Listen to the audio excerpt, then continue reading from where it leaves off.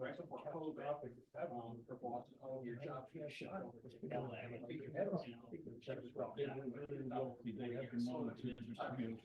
right, good evening, everybody, and welcome to the April presentation. So we're very thankful to Bill Phillips, who has recently just joined the Tri-State Board, for putting together a presentation at literally the very last minute. So what Bill is going to be presenting tonight is a slim portion of the very vast archive that Tri-State has acquired in the last couple of years. So the photographs that Bill is going to present are from the Steve Ward collection. Steve Ward was a rail fan, very prolific photographer, collector. His family donated his collection to Tri-State a few years ago. In amongst all of the things that were donated to us were hundreds and hundreds of negatives. So Bill here is a very big D&H fan. Yes. Bill grew up in Richmondville, right on the D&H main line. Where? Richmondville. So Bill has agreed to, we scanned all the D&H negatives that were in Ward's collection, and Bill has graciously put them together in a presentation for us. So you get a glimpse of our archive and learn a little bit about the D&H. So thank you very much. Thank you. Thanks, Richie. So I did grow up in Richmondville, New York. For those of you who are not familiar with the Delaware and Hudson, Richmondville is the ruling grade on that subdivision of the D&H. It's about a 1.31% grade, which is steep for a railroad. It was also a manned helper district, so we had lots of interesting activities there. I lived on a house that was on the opposite side of the valley from the D&H, and I had about 150-degree view, so I could see trains coming down the hill and coming up the hill for probably 2 or 3 miles, depending on how much foliage was in the way. So that's where I came with my love for the D&H. So we'll get started. Couple acknowledgements. I had some, I put some of these pictures online to find out some identification, and I just want to give a little acknowledgement to the people who helped me out there. Rob Brogel, Eric Fry, Justin Hughes, Chip Ordway, Gordon Smith, Donald Sexton, Mikey Tilger, William Weber, and Stan Z. Thanks for your contributions that helped me point in the direction to get some information, and also gave me locations and IDs for people that I wouldn't know otherwise. Quick D&H history thumbnail. Incorporated April 23rd, 1823 as the president, managers, and company of the Delaware and Hudson Canal Company. An interesting corporate name. It was the first corporation in the United States to be capitalized for $1 million or more. Initially, it started out as a canal company, 108 miles in length. It had 109 locks, and it ran from Homesdale, Pennsylvania, coincidentally named for the first president of the Delaware and Hudson, Philip Hone, to Kingston, New York. There was a 16-mile gravity railway that ran from Carbondale, Pennsylvania, over the Moosic Mountain Range to Homesdale. That got the coal to the beginning of the canal, and then the canal took coal to Kingston, and then they took it down the Hudson to serve the New York City market. August 8th, 1829 was the first successful steam locomotive operated in the United States. The Sturbridge line was operated by Horatio Allen. The locomotive proved to be too heavy for the roadbed, and the experiment was scrapped after 2 test runs. Later, the D&H moved into the rail business, starting about 1864 with a connector to the Erie and Lanesboro.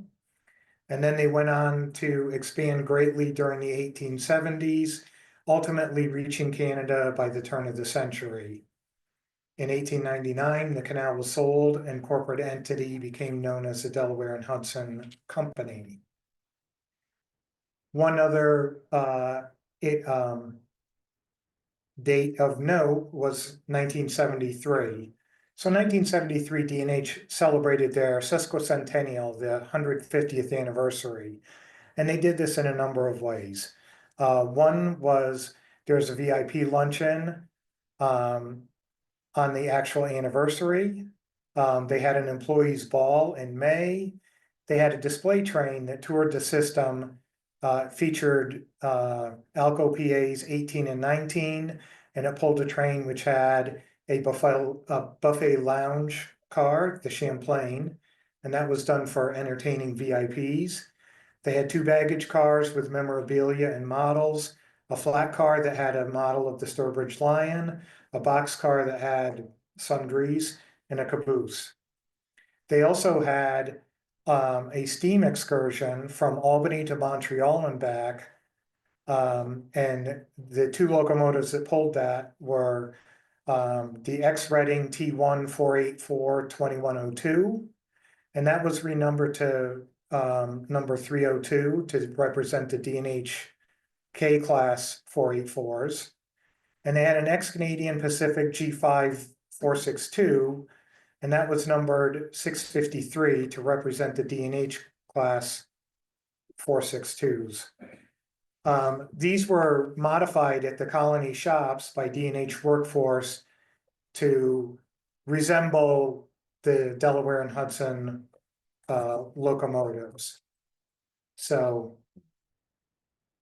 Stephen Ward took a lot of pictures of this sesquicentennial train, and there are 2 photos in here that are not his, and they're from the Gary Everhart collection, and these are the actual D&H locomotives. So the top picture here is what the actual D&H number 607 looked like. This would be a Class P passenger Pacific.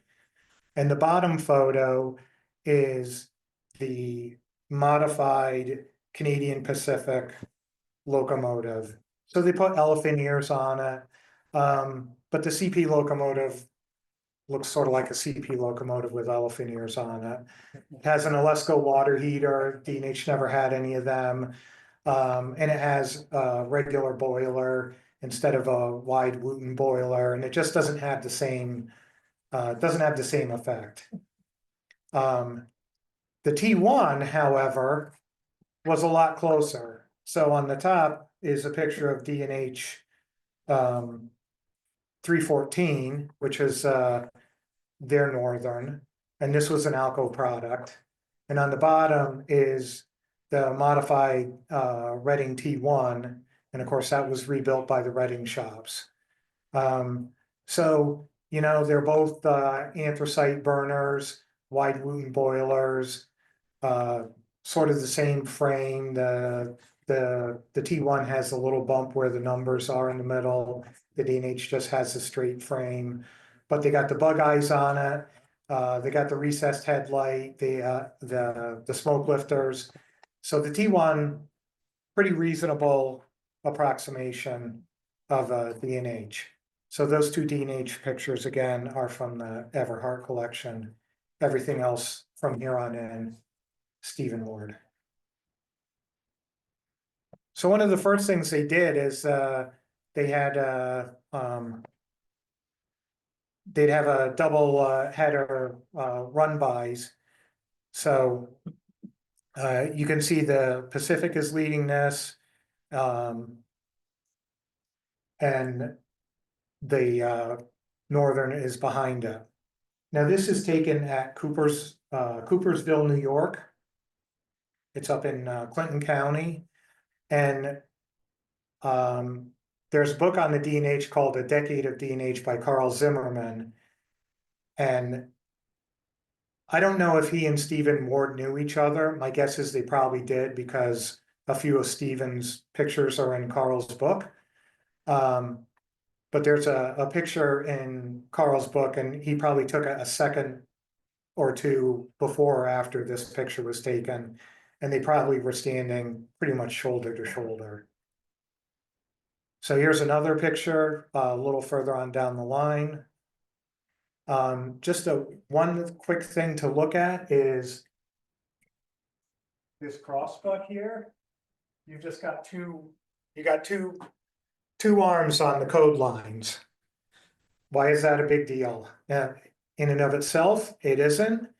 But there's another run by, and at first glance, I thought it was the same place. But clearly, it is not. We have a lot more code lines here. And I don't know exactly where this is, but I'm gonna say this is on the Canadian side of the border. Probably Dorval or Lacal or somewhere up there. There's probably someone online that knows exactly where this is. And so here we have a bunch of people who are clearly outstanding in their field, taking pictures. And I'm gonna say he did not have a zoom lens because he just keeps taking these at the same distance. And then here's a going away shot. And then here's the final shot, everything encased in steam.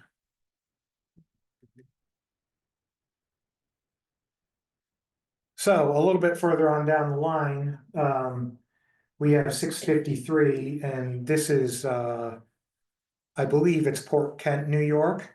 So that's Lake Champlain in the background to the left of the locomotives.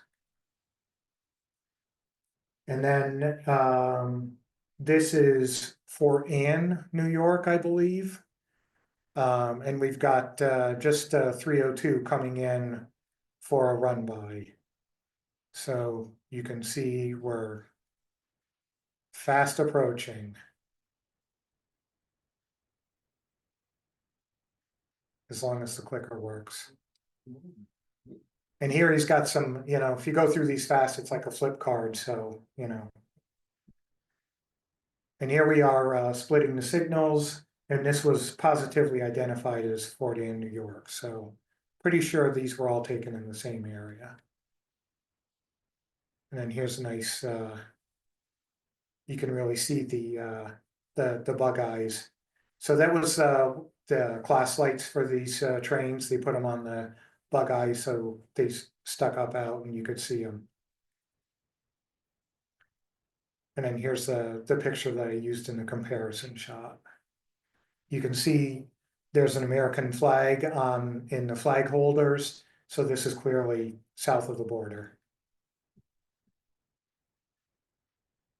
Here's 302.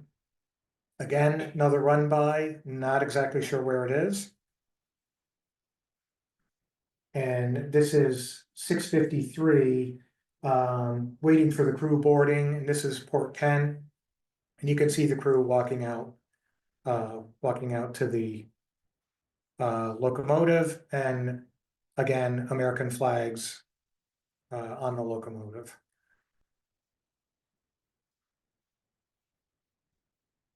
This is Lake Champlain on the left. So the locomotive's running light here. And then this is station stop in Lacal, Quebec. A unique Gothic or not Gothic, but Norman architecture of that station. I believe that this is probably at Rouse's Point, but I'm not sure. But they're coaling the locomotive up, so you can see they got the crane on the right, and they're going to be filling the tender up. And another shot of that. And here they are either taking the Canadian flags out or putting them in. I believe on the left is Frank Harkenreader, and this was identified by one of my online sources.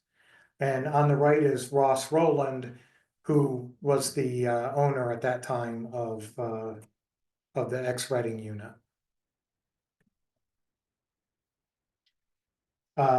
Here is the 302 crossing the Richelieu River in Montérégie, Quebec. And another picture of that. So, a pretty fair amount of our collection, almost a third of the slides are all on this sesquicentennial trip. So,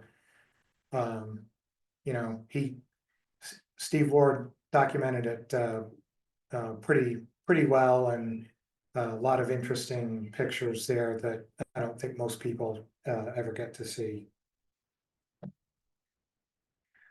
All right, so the next section is what I classified as pictures of PAs. So if you don't know the story, the D&H wanted to get back into the passenger business in a big way, and so they wanted to get some fancier passenger engines, and they ended up acquiring 4 ex-Santa Fe Alco PAs. And so that was a big time for all the rail fans, because everybody loved saving some Alcos, and PAs are quite often referred to as the most beautiful diesel locomotive ever designed, and I'm an adherent to that. So this is an unknown PA in the winter time. This is in Whitehall, New York. And it's before these units were rebuilt. So the D&H sent these out to Morrison Knudsen in 1974, and got them rebuilt with upgraded prime movers and a whole bunch of other changes to make them more reliable. But all of Steve Ward's pictures are prior to their rebuilds. So these are all probably 1973 or earlier. Here's just a picture of them across a snowy field. My guess is this is probably near Coopersville. That's not all that far from Whitehall. It's an area he probably knew, and it gave some pretty wide open vistas. This is PA number 16. This is in Windsor Station in Montreal. So they have this train shed still exists, and it looks pretty much the same.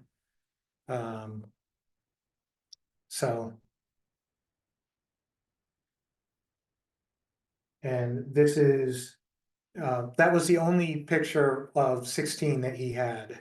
So this is PA 17, and this is in Albany Union Station, and this has a very distinguishable train sheds.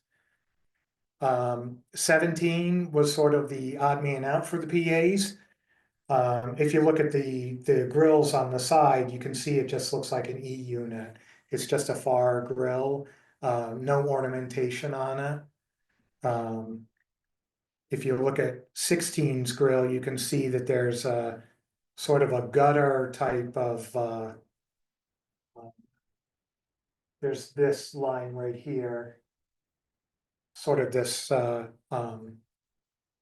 almost a gutter running from the cab back a ways and then swooping down.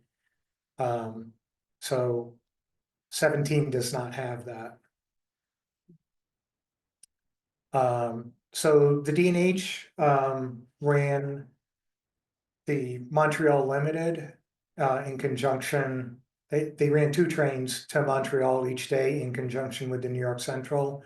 So they would have New York City to Montreal trains, and initially they would go out of Albany Union Station, Eventually, Albany Union Station was closed and the trains ran from New York to Albany Rensselaer. The D&H would couple on their power and add any central cars that were scheduled to go to Montreal and complete the trip there.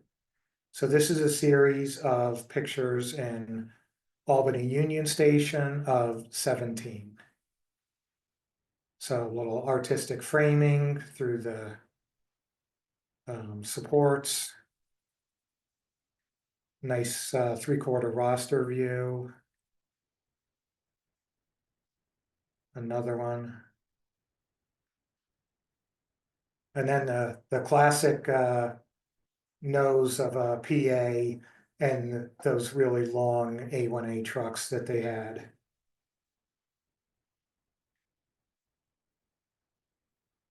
Another view of the nose. Close up. All right, so here's the engineer speaking to an unknown person. We believe the engineer is Hank Weber. So he's either just chatting with someone who walked out there because that's what you could do in those days, or it's part of the train crew. You know, no PPE, no safety equipment, no high vis, probably no steel-toed shoes, you know, different time.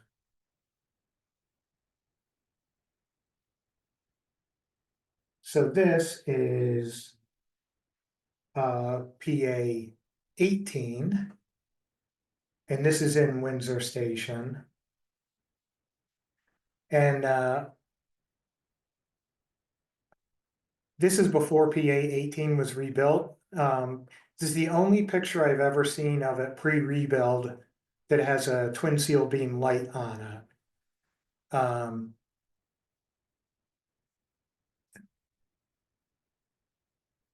Although I might be wrong, this might be post-rebuild.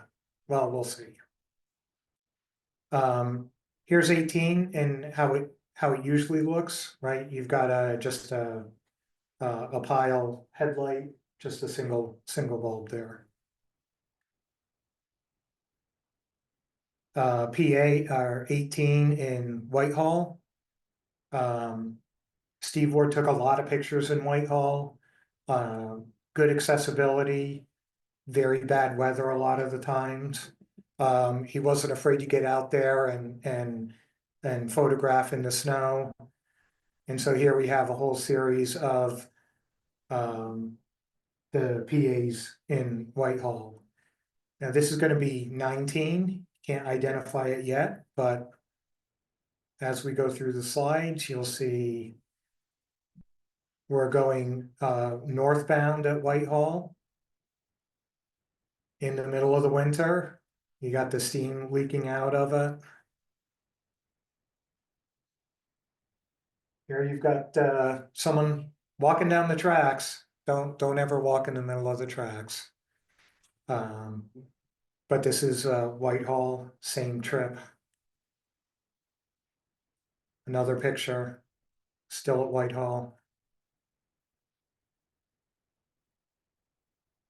One last picture at Whitehall.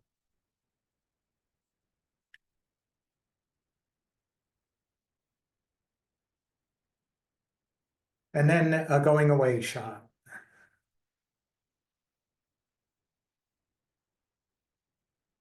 This should look somewhat familiar. This is going to be 19, but it's at Windsor Station in Montreal.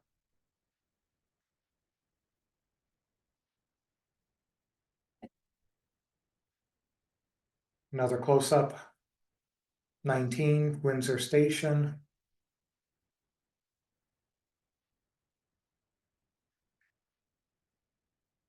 I want to go back. You can see the Mars, the oscillating Mars headlight pretty well in this picture. It was always sort of fun to see the actual PAs in person, and they would almost always be running the Mars light, so you'd see the alternating red and white beams from that light as they were approaching.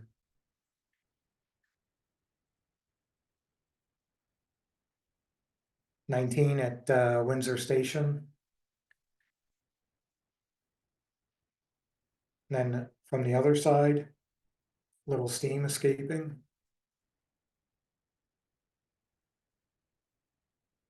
And then his artistic shot with at track number 4.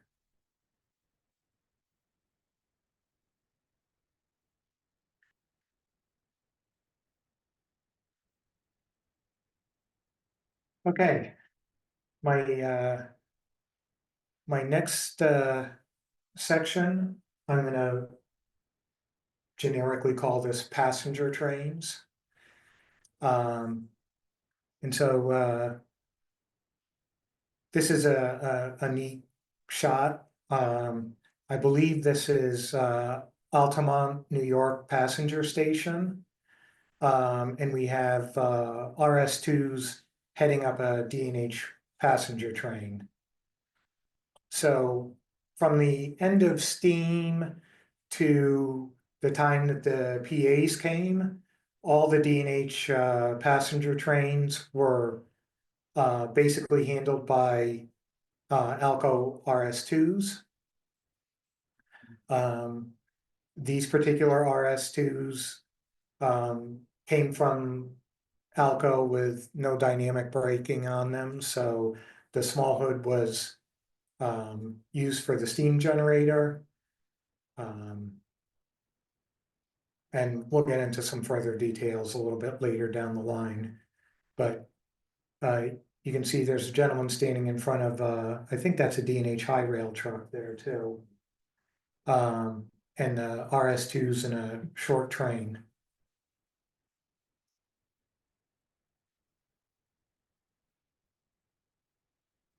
I believe that this is the same train. Not exactly sure where this is, but less than ideal photographic conditions.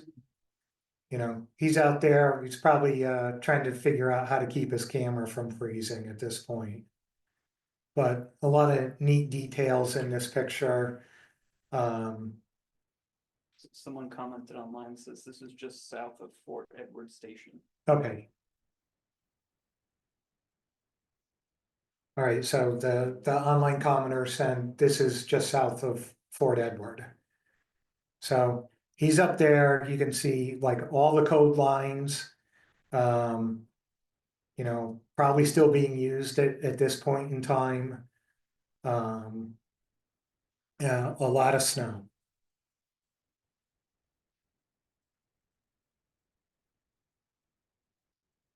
So this would be that, you know, just getting a little closer on this same train. You can see it's about 4 cars. They got a baggage car, 2 RS3s or RS2s.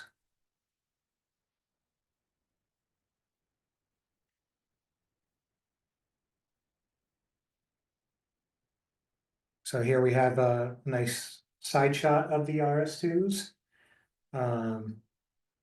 You can see the cladding on the baggage car.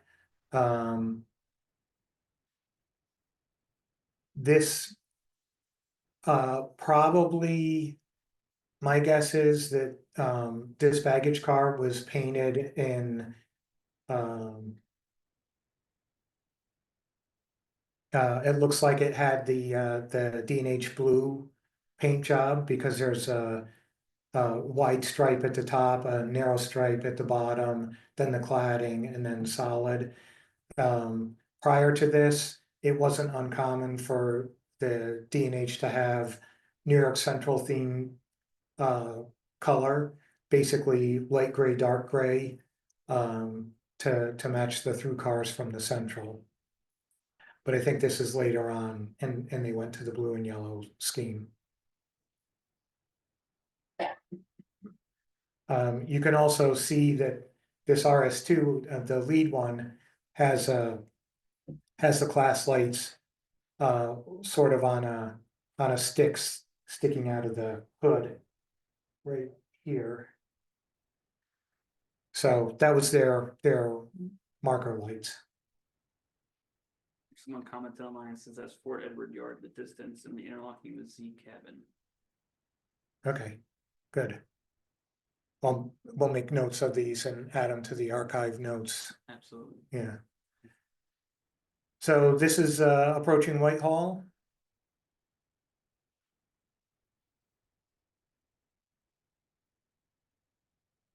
And you can see a nice shot of the marker lights on this RS2. You can see all the MU equipment. It's up in here. They didn't have the D&H RS2s and 3s didn't have the MUs down on the pilot. They had them mounted up above the pilot there. So makes for a very difficult modeling chore to try to replicate that.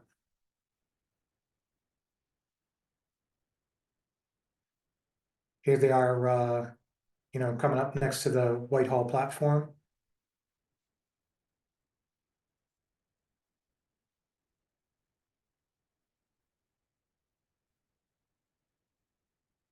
And I'm sure that someone online knows where this is because they'll recognize that warehouse, but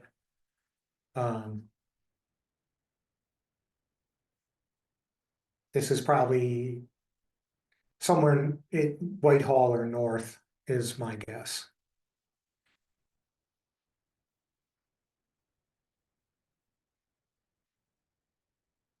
Fort Edward Freight House north of the station. Okay, Fort Edward Freight House north of the station, and we got a guy standing in the tracks again. And we've got this guy standing in the tracks again too. So this gives you a good idea of what the baggage car looked like. We have the James Peak dining car. That's ex Denver, Rio Grande, and Western that the D&H acquired in October 1967. And it was later renamed Adirondack Lodge. For those of you who are familiar with camping in the Adirondacks, this car Lodge is spelled Lodge, not Loj.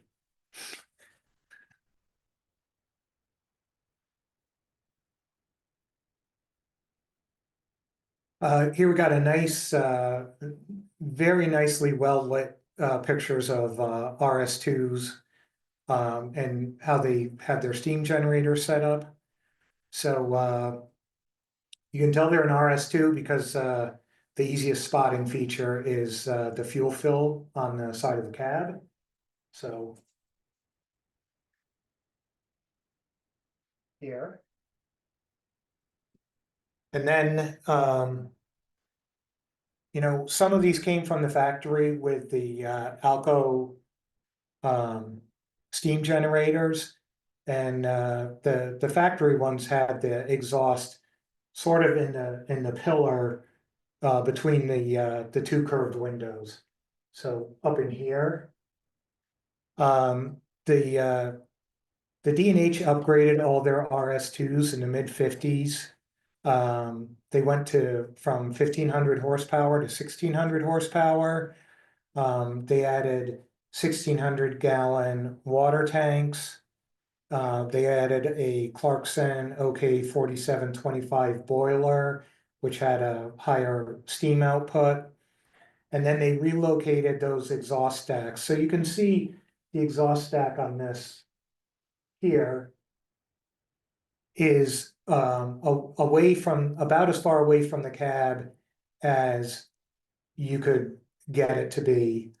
To make room for some of the water tanks, they put battery boxes. So here, So these later RS2s are a little hard to distinguish from an RS3.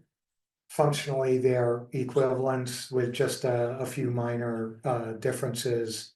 The main thing being the fuel filler.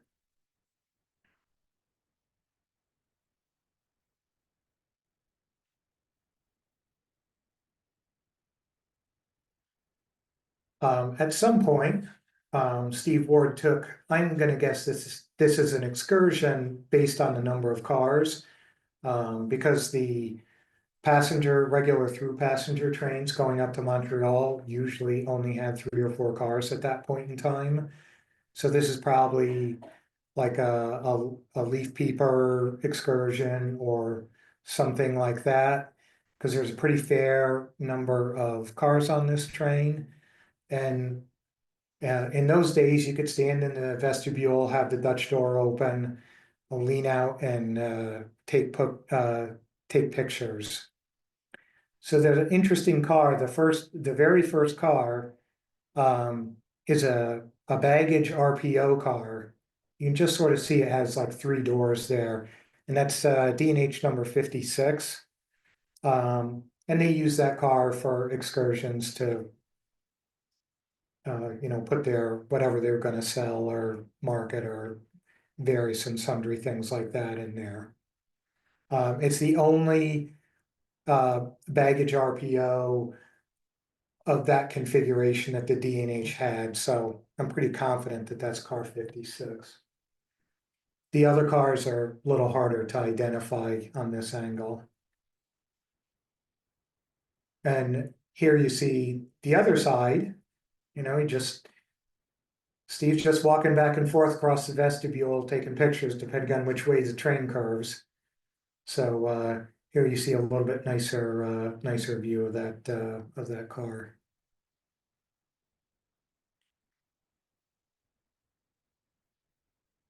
And just one more Dutch door view.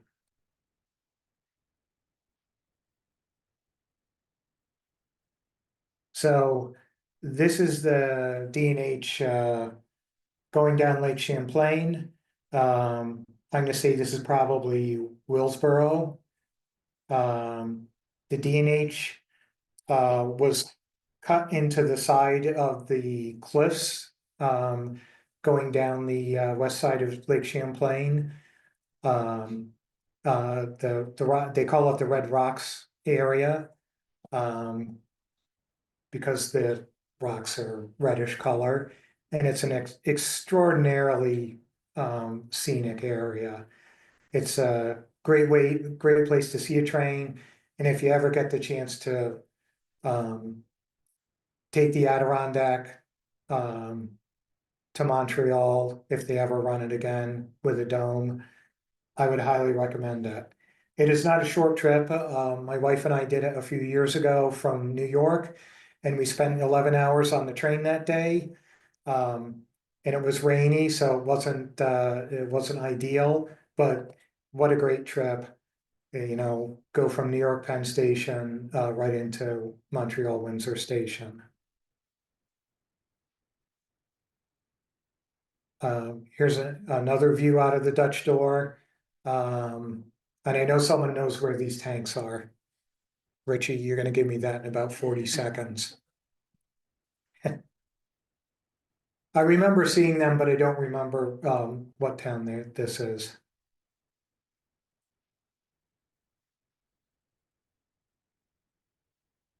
And one last Dutch door view. There's not a lot of tangent track up there, so it's very easy to get these nice shots out of the side of the car.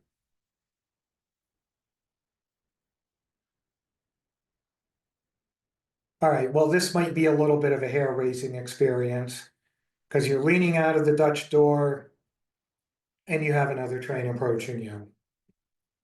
So your combined velocity is pretty high, probably. A fun little hair-raising shot there.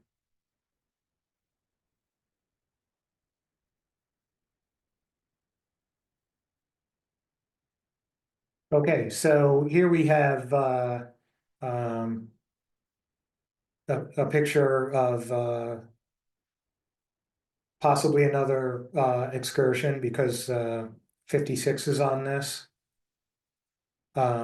56 was later renamed to Town of Stillwater. And then behind that, we have an ACF World's Fair coach. So in 1939, the D&H ordered 6 coaches from ACF, American Car and Foundry, and they'd hoped to have them in time for the World's Fair and transporting additional passengers there. And they stuck around on the D&H for a very long time. In 1969, they were refurbished partially, and then before that, D&H reinstituted their full service. They were rebuilt by Hoover Industries in Florida with a few modifications made. The sort of the defining features of them are the vestibule doors have a round porthole, and the last window on each car had a sort of a semicircular look to it.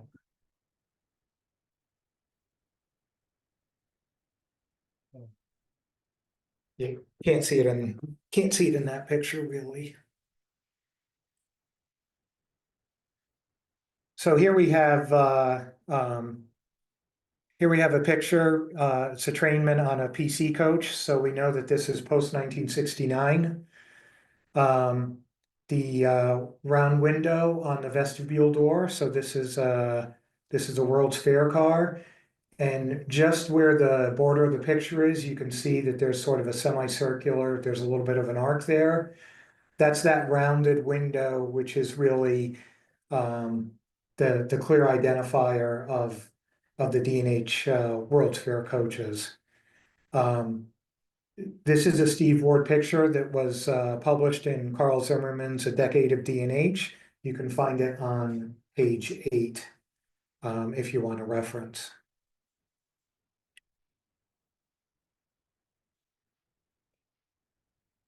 So here we have an unknown PA and Mount Timpanogos. So Mount Timpanogos again is a diner purchased from the Delaware or the Denver, Rio Grande, and Western in 1967, and you can see the telltales still exist at this point, warning of upcoming obstruction. So the telltales are just these strings that hang down across the tracks in case there's anyone on top of a car. The telltale would hit them, and that would be their warning that they better get down or bad things would happen.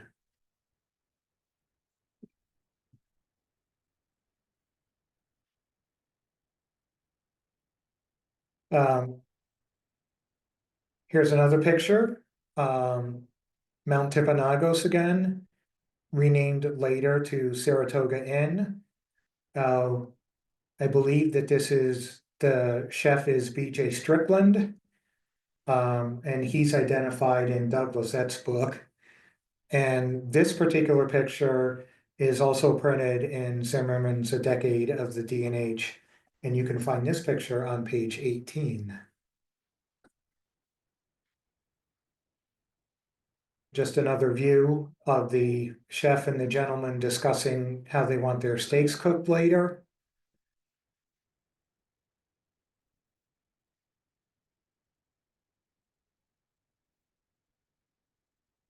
And then we have a going away shot, sort of showing a little bit more of the whole consist.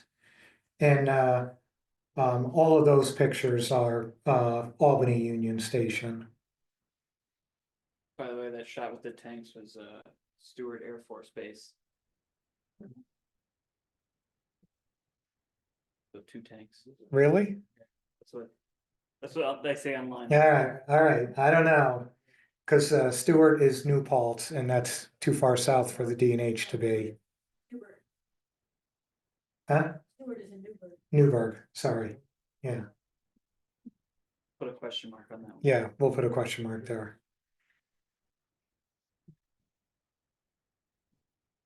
Okay, so here's another picture at LaCall. Again, it's that Norman inspired station. You know, going back to like the French roots of that region. And we have New York Central car number 3139 here. That was a 64-seat coach. I believe that was a Pullman Standard car, but I'm not exactly sure. I'm sorry, this is that's in LaCall.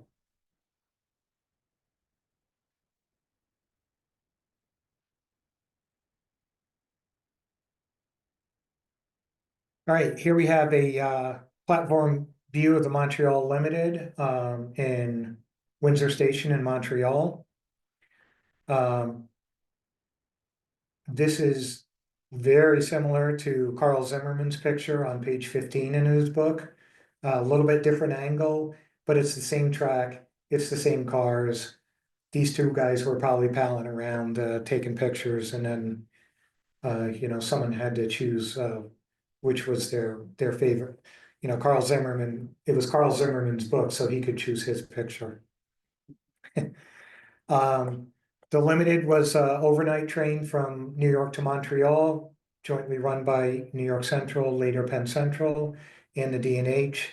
And the last run of the Montreal Limited, April 30th, 1971. Then it was cut back to one train daily. And then another lower angle view, Montreal Limited again, track 6 in Windsor Station.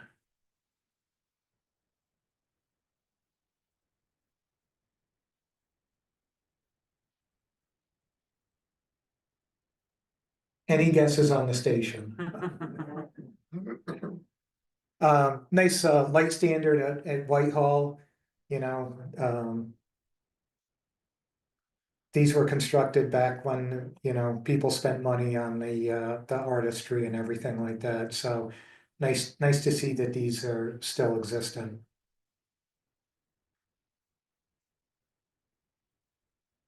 Here we have the D&H Fort Edward Station. Possibly in winter, not exactly sure.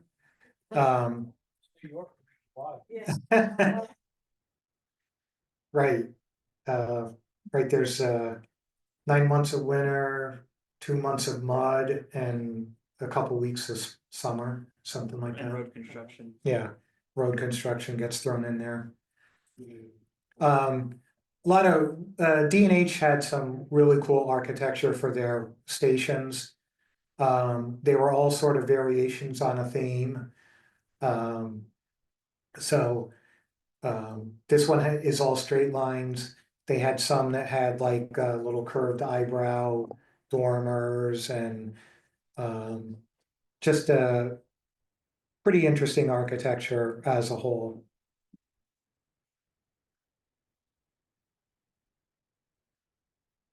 And then here's a close-up of the D&H sign and the station sign.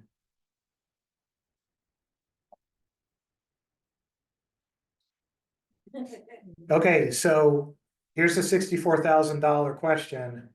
We got a headshot. We think it's someone that may have something to do with the railroad, but no one's identified this person yet. So if you know who it is and what their role is, give us a shout. I put this out on my online community and no one there had identified it, but I only had a week to put this presentation together, so maybe it'll kick around for a while and someone will come up with an answer.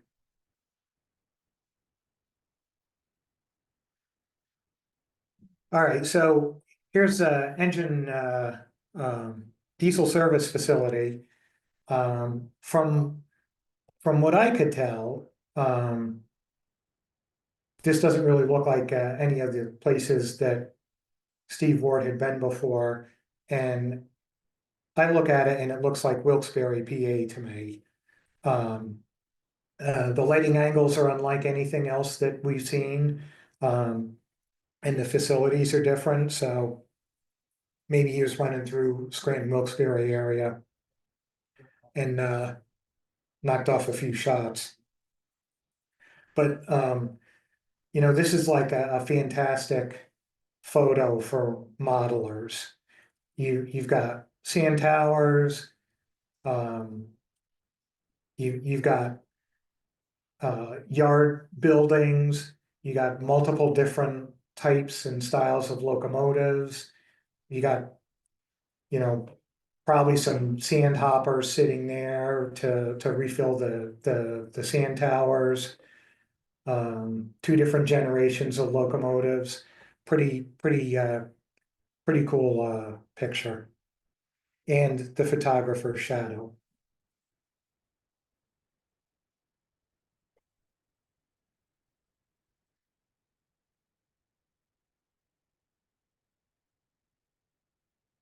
And this starts my final section, which is what I'm loosely calling freight trains.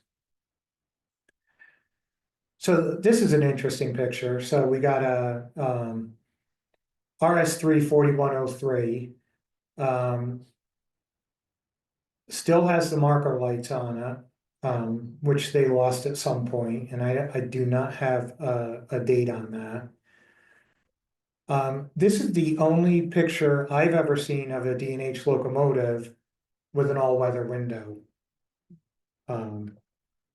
So you can see this right here. You know, they were certainly warranted. I'm going to say based on the weather that this is being taken in, but never seen any other D&H locomotive with an all-weather window. And of course, someone will know this location too in a second. So there's a station platform on the left.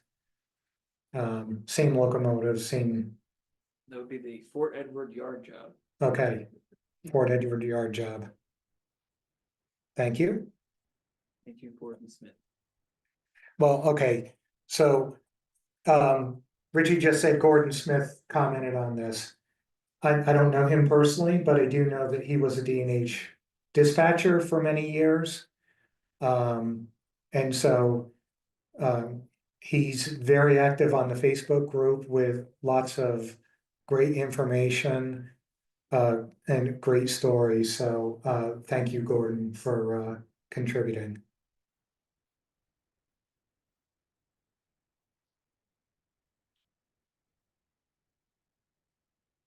So here we have a D&H U23B. This is at milepost 70.2, so I'm going to say that's near or in Fort Anne, New York, based on the mileposts. At this point in time, this locomotive is numbered 312, and all of the D&H U23s were renumbered basically between March and July 1973. And they were numbered into the 2300 series. So they just stuck a tube on the front of it. And apparently that was to prevent any confusion between the locomotives, and the D&H had a series of freight cars that were numbered in the 300 series. So they renumbered them so that there would be no confusion about what piece of equipment they were referring to when they were talking by number. Says this is Comstock near the prison along the canal. Okay, Comstock near the prison along the canal. I would assume that's the Champlain Canal.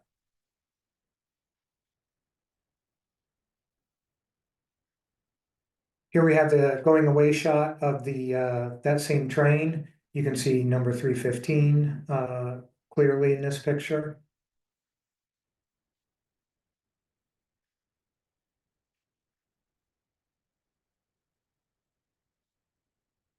And here we have U-23 2303 and its sister unit heading south, Port Henry. We'll find out. We're gonna find out.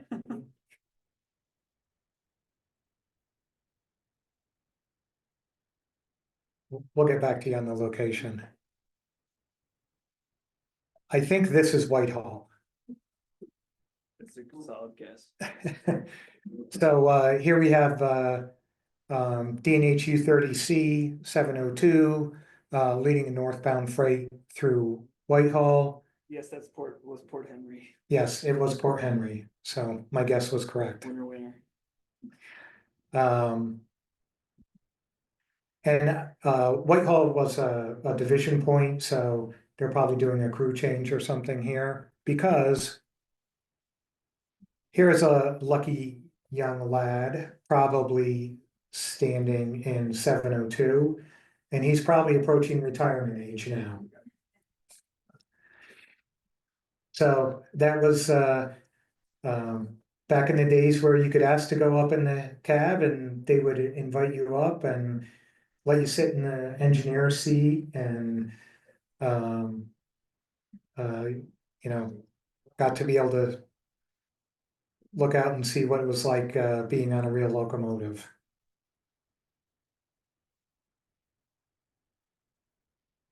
And here's another shot, same 702 at Whitehall.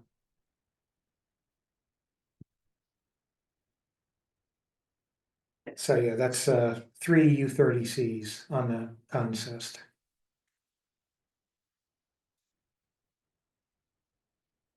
And here we have 705. This is the second shot that I think is Wilkes-Barre at that diesel servicing facility. And when these locomotives were shipped from GE, they had a Mars light on them also built right into the nose. So that was for safety purposes.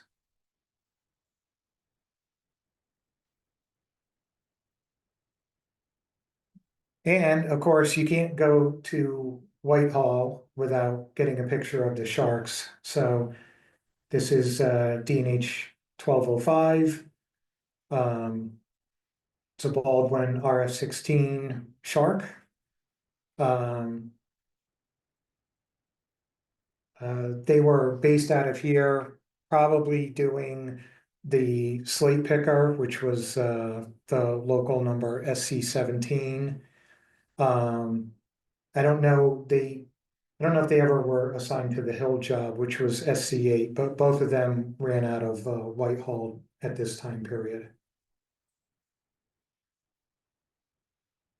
And then this is like the only slightly blurry shot I think that we have from Steve. I'm just going to call it an action shot of the sharks moving right along.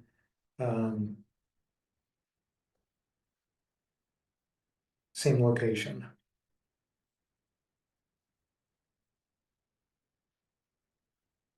And this is one of the D&H classic home-built and cupola cabooses. They were built between 1913 and 1925. This is at Whitehall. If you want to get a lot of information on them, Garbly Publishing has a 150-page book on D&H cabooses. The information's in there. But this brings me to the end of my presentation. And thanks for watching, and thanks for all the online contributions. Bill. And now it's time to pick the door prize. No questions? I haven't seen any questions. Okay. But everyone, including Gordon Smith, complimented your presentation. Oh, well, thank you. I have a question. Yeah. Windsor Station, is that a Union Station, I guess? Yeah. What's that? Yeah, that was CP. I think CP and CN used Windsor. CN used the other one. They did? Yeah, okay. I don't know. I just know it's Windsor. That was CP. Yeah. It's time for Uncle Lloyd's unregulated 50-foot.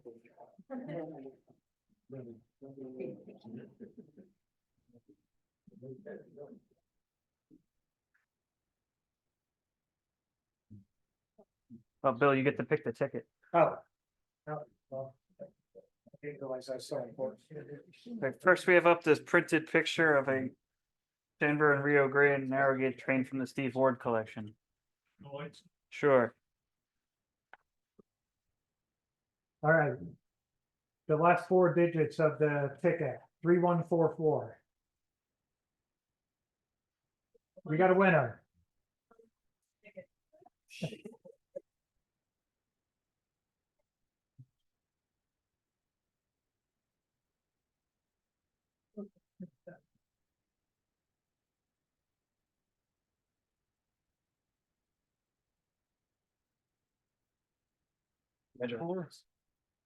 Okay, I'll take that. Or do you want it as a? Oh, no. We might call you again. Put it on the corner. All right, we have another picture of a narrow gauge Denver and Rio Grande, actually Rio Grande Southern. Am I picking all of these? Yes. Okay. 3139.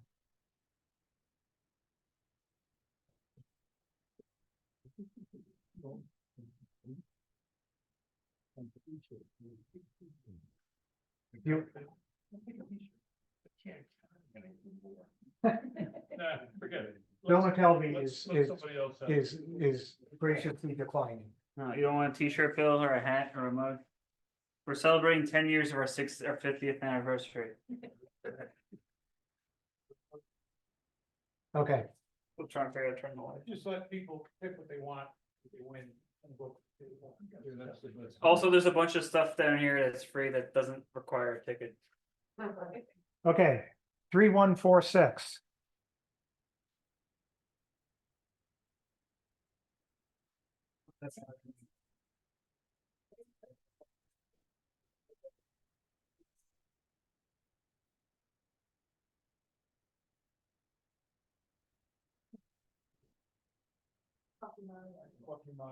Take your water bottle out. Yeah. This is not one of the prizes. Your choice. Coffee mug's always good. I like that. There you go. Thank you. Winner's choice.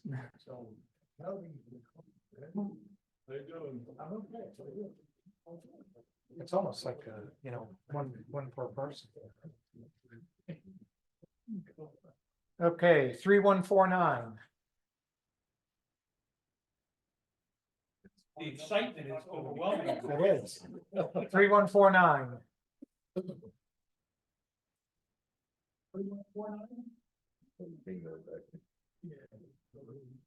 No? No taker. Yours. Oh, yeah. We had two early exiters. 3142.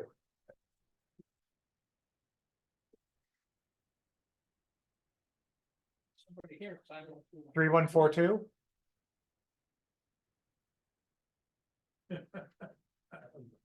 Next. No.